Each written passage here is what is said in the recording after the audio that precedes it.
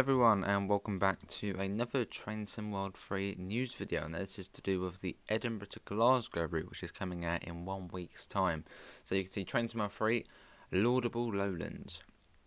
Experience the bustling commuter services between Scotland's two largest cities and master the main line as you immerse yourself in Rivet Games' brand new route, being the, ScotRail Express, Edinburgh to Glasgow. Coming to Train Sim World 3 in a week's time, and you can also now pre-order on Steam. So with the exciting new route, the ScotRail Express, arriving on Train Sim World 3 next Thursday, much of the excitement has been focused on the sleek-looking BR Class 385. However, this striking commuter unit isn't the only highlight you have to look forward to. So travelling on Scotland's very first intercity railway, the line connects Glasgow Queen Street Station and Edinburgh Waverly Station, opening over 180 years ago.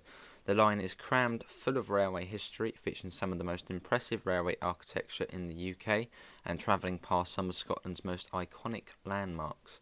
We thought we would take a look at some of the highlights of the route and show you what you have to look forward to as you master the main line.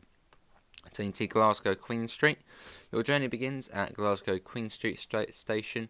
Although this is Glasgow's second largest railway terminal, I think the first being Glasgow Central, it is by no means small.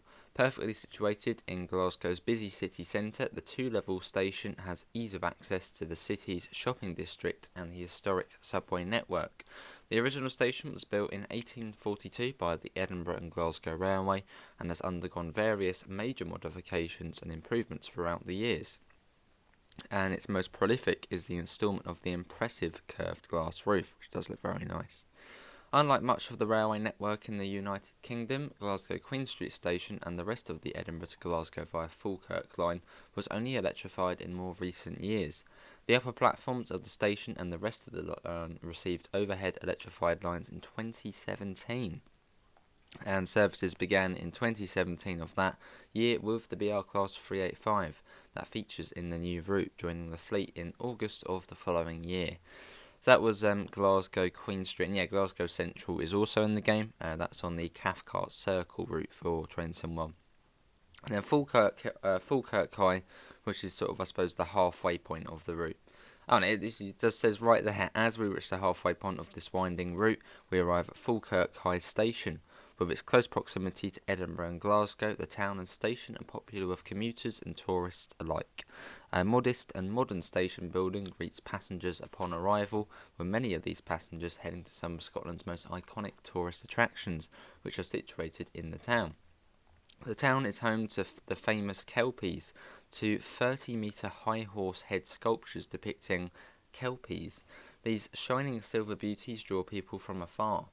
Falkirk is also known for the ingenious piece of maritime engineering known as the Falkirk Wheel, and this frankly outlandish creation attracts transport and engineering fans keen to see a narrowboat flying through the air.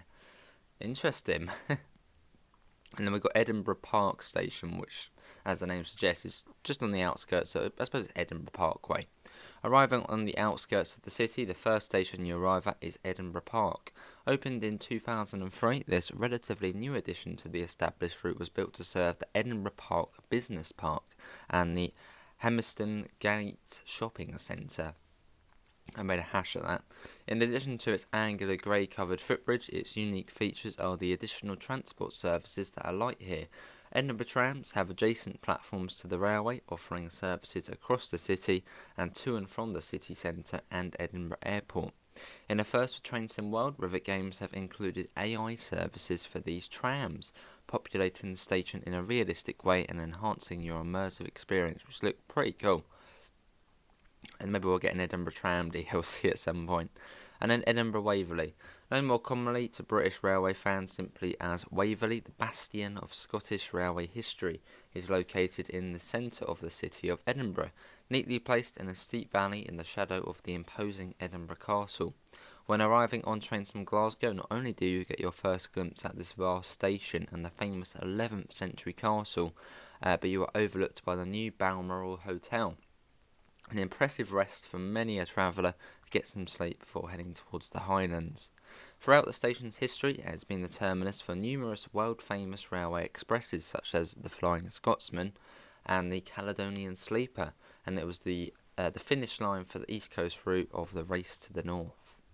In more modern times, Waverly looks somewhat different to its first inclination. Thankfully, it has retained many of its classic features that attract rail fans to the stations.